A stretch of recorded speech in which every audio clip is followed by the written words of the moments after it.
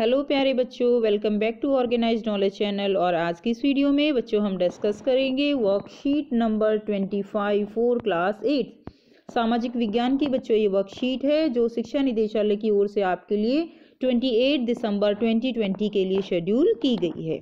आज की वर्कशीट का टॉपिक है बेटा हाशियाकरण की समझ भाग 2। लास्ट वर्कशीट में भी हमने हाशियाकरण के बारे में पढ़ा था। और बेटा अगर आपने अभी तक चैनल को सब्सक्राइब नहीं किया है तो चैनल को सब्सक्राइब कर लें और बेल आइकन भी प्रेस कर लें ताकि आप बच्चों को हर वीडियो की नोटिफिकेशन मिलती रहे। So let's start. अल्पसंख्यक और हाशियाकरण। ठीक है, तो अल्पसंख्यक क्या होते हैं बेटा? अल्पसंख्यक एक ऐसा समुदाय है जो धार्मिक और भाषाई संख्या की दृष्टि से बाकी की आबादी के मुकाबले बहुत कम है। ठीक है, यानी अल्पसंख्यक यानी बेटा आपने सुना है ना माइनॉरिटीज जो होते हैं, जैसे हमारी अगर हम इंडिया की बात करें, ठीक है, या हम अपने एरिया की बात करते हैं तो जैसे देखिए जैन हैं और जो मुस्लिम हैं, ठीक है बेटा, जो बौद्ध धर्म के लोग हैं, तो ये क्या हैं? क्रिश्चियन हैं। ये सब माइनॉरिटीज हैं, अल्पसंख्यक हैं। ठीक है, जो क्योंकि ये लोग संख्या में कम हैं, चाहे वो धर्म की दृष्टि से हैं चाहे वो भाषा की दृष्टि से हैं, तो ये लोग बाकी जो आबादी है हमारी उसके मुकाबले कम है, तो ये क्या है? अल्पसंख्यक हैं। ये केवल संख्या के सवाल तक ही सीमित नहीं है बल्कि इस समुदाय के लोगों की सत्ता और संसाधनों तक पहुंच जैसे मुद्दे भी जुड़े हुए हैं। तो केवल संख्या तक ही अगर हम जो है यहाँ पर ना रहें तो इन समुदाय के लोगों की सत्ता और जो संसाधन है ये भी मुद्दे इनसे जुड़े हुए हैं और साथ ही इन्हें अपने सामाजिक व संस्कृति बनाकर भी रखना है। यानी देखिए संख्या में कम है तो ये लोग अपनी संस्कृति और जो इनका सामाजिक स्तर है उसको भी बनाए रखना चाहते हैं। ठीक है, बहुसंख्यक समुदाय की संस्कृति समाज और सरकार की अभिव्यक्ति को प्रभावित कर सकती है। तो जो बहुसंख्यक समुदाय है उनकी संस्कृति जो है समाज और सरकार की अभिव्यक्ति को प्रभावित कर सकती है। यानी यहाँ पर इस पॉइंट का मतलब क्या है बेटे कि जो लोग आबादी में ज़्यादा हैं, जिनकी पॉपुलेशन ज़्यादा है, उनका इन्फ्लुएंस ज़्यादा होगा, उनका प्रभाव ज़्यादा होगा। ठीक है, उस कम्युनिटी वाले लोगों का प्रभाव ज़्यादा होगा। अब यहाँ पर जो अल्पसंख्यक है उनकी संख्या कम है, तो यानी यहाँ पर बताया गया है कि वो अपना उतना इन्फ्लुएंस नहीं शो कर पाते, चाहे वो उनका सामाजिक स्तर है या जो है आप कह सकते हो कि जो संसाधन है, यानी उन पहुंच तक भी जो है उनकी पकड़ उतनी नहीं है जितनी कि बहुसंख्यक समुदाय की। इस कारण छोटे समुदाय हाशिए पर खिसकते। अब देखिए बेटा यहाँ पे ऐसी सूरत में यहाँ से करेंगे, ऐसी सूरत में छोटे आकार वाले समुदाय के घाटे की बात साबित हो सकती है। तो अगर ऐसा होता है तो क्या होता है कि जो छोटे आकार के समुदाय हैं जिनकी जनसंख्या कम है उनके लिए ये घाटे की बात हो सकती है, यानी उनको इस बात से हानि होती है और संभव है इस कारण छोटे समुदाय हाशिए पर खिसकते चले जाते हैं, यानी उनका जो है वो एक तरह से समाज से अलग होते चले जाती हैं।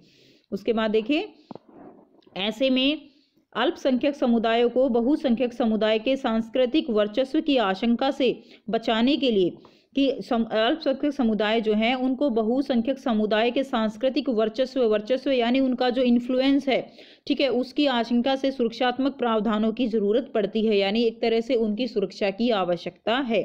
संविधान में इन सुरक्षाओं की व्यवस्था इसलिए की गई है कि हमारा संविधान भारत की सांस्कृतिक विविधता की सुरक्षा, समानता व न्याय की स्थापना के लिए प्रतिबद्ध है।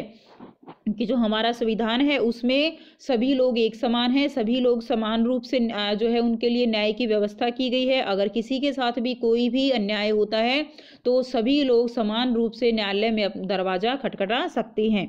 ठीक है, ऐसा हमारा जो संविधान है उसमें लिखा गया है और संविधान की गरिमा को बनाए रखने के लिए ही जो यहाँ पर ये व्यवस्था जो है की गई है और हमें जो माइनॉरिटीज़ हैं उनकी सुरक्षा जो है वो हमारा ही दायित्व है।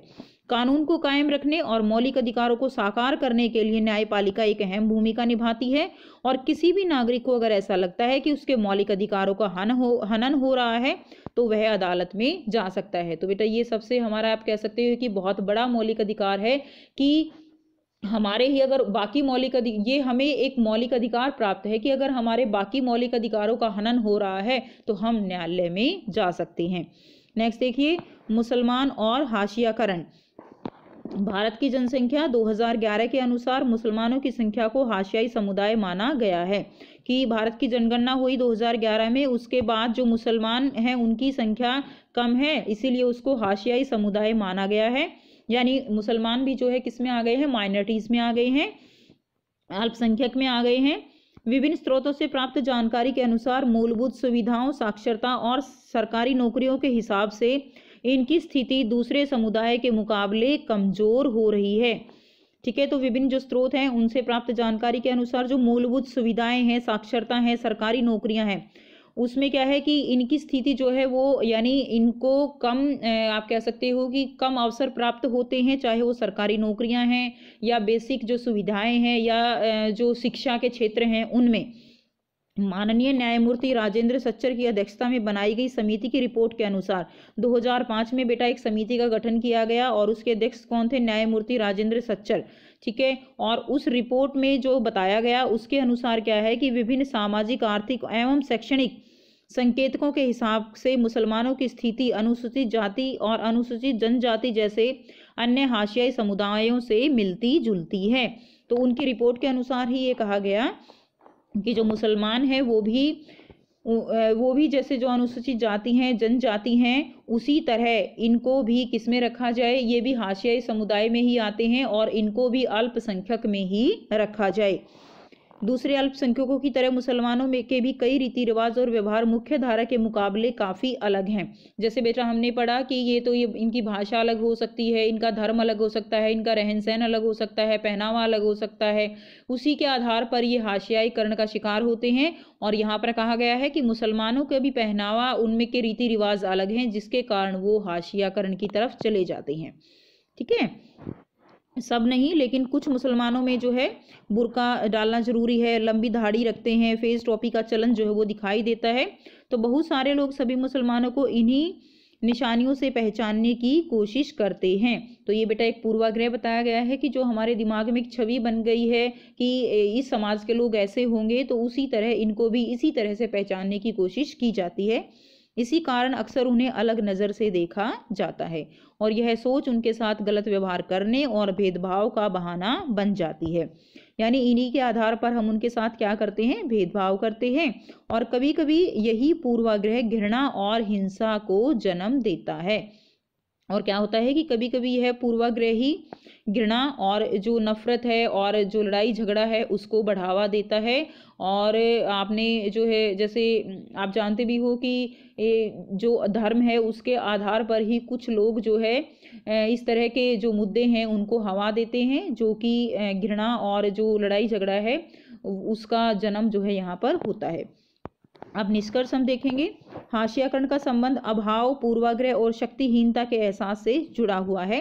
तो जो लोग हाशियाकरण का शिकार होते हैं, यानी जो माइनॉरिटीज़ हैं, ठीक है, वो पूर्वाग्रह यानी जो एक बड़ी संख्या, जो जिनकी बड़ी आबादी है, जिस कम्युनिटी की, जिस समुदाय की, उनके दिमाग में पहले ही एक छवि बन जाती है कि इस धर्म के लोग ऐसे हैं, क्रिश्चियन ऐसे हैं, मुस्लिम ऐसे हैं, जैन ऐसे हैं। तो उसी के आधार पर वो उनको उनके बारे में बिना सच्चाई के जाने और उनसे जो है क्या करते हैं, व्यवहार करते हैं। ठीक है, हमारे देश में दलित भी इसी तरह का एक समुदाय है। हाशियाकरण से कमजोर सामाजिक हैसियत ही पैदा नहीं होती, बल्कि शिक्षा व अन्य संसाधनों तक पहुंच भी बराबर नहीं मिल पाती। तो जो हाशियाकरण से में जो लोग आते हैं बेटा, वो उसमें बताया गया है कि केवल शिक्षा के अवसर ही उनको प्राप्त नहीं होते, बल्कि अन्य संसाधन भी उनकी पहुंच से बाहर होते हैं। इसके बावजूद हाशियाई समुदायों का जीवन भी बदला जा सकता है और बदलता है। तो ये कहा गया है कि हम जो है उनका जीवन बदल सकते हैं, यानी उनको समानता के अधिकार दिए जा सकते हैं। ठीक है, हाशियाई समुदाय अपनी सांस्कृतिक विशिष्टता बनाए रखना चाहते हैं और साथ ही अधिकारों, विकास और अन्य अवसरों में बराबर का हिस्सा चाहते हैं। जो हाशियाई समुदाय हैं वो अपनी संस्कृति को बनाए रखना चाहते हैं। ठीक है, वो अपनी जो कल्चर है उनकी जो संस्कृति है, वो अल्पसंख्यक जो है होने पर भी अपनी समुदाय को बचाना चाहते हैं। वो एक मुख्य धारा में नहीं बहना चाहते। जो बहुसंख्यक लोग हैं उनका रहन सहन अलग है, उनका जो पहनावा है वो अलग है, तो वो उस मुख्य धारा में नहीं बहना चाहते और अपनी संस्कृति को बचाने के अवसरों में, अब बचाने के वो क्या चाहते हैं, बचाने के अवसर चाहते हैं। ठीक है, और इसी के लिए वो अपने अधिकार, विकास और अन्य अवसर उन सब में अपना बराबर का हिस्सा चाहते हैं। अब देखिए बेटा, यहाँ पर क्रियाकलाप दिया गया है। अपने अनुभव के आधार पर बताइए कि हाशियाई लोगों का जीवन कैसा होता है, इसका एक चित्र भी बनाइए। तो बेटा हाशियाई लोगों का जीवन कैसा होता है यह आपको अपने अनुभव के आधार पर लिखना है। लास्ट वर्कशीट में हमने आदिवासी जो है उन हाशियाकरण के बारे में पढ़ा था और उस लास्ट वर्कशीट में एक चित्र भी दिया गया है, आपने देखा था ना, वहाँ आदिवासी जो है उनका चित्र दिया गया है, तो वही चित्र आपको यहाँ पर बनाना है। ठीक है, उसके बाद देखिए यहाँ पर आपके चार जो है यहाँ पर प्रश्न दिए गए हैं, तो इनको हम 1 बाय 1 डिस्कस करते हैं। आइए बेटा करते हैं इनके क्वेश्चन के आंसर हम।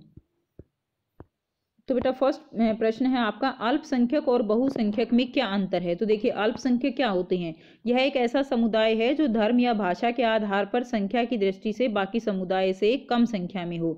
धर्म या भाषा कोई भी जो आधार हो सकता है, तो वो कम संख्या में होंगे तो वो क्या होंगे, उनको हम अल्पसंख्यक कहते हैं। ठीक है, उसके बाद देखिए बहुसंख्यक। बहुसंख्यक क्या है, यह एक ऐसा समुदाय है जिसकी संख्या अधिक हो। यह संख्या धर्म या भाषा किसी भी आधार पर हो सकती है, तो वो क्या होंगे बेटा, वो क्या होंगे, वो बहुसंख्यक होंगे। ठीक है, तो ये हो गया आपका पहले प्रश्न का उत्तर।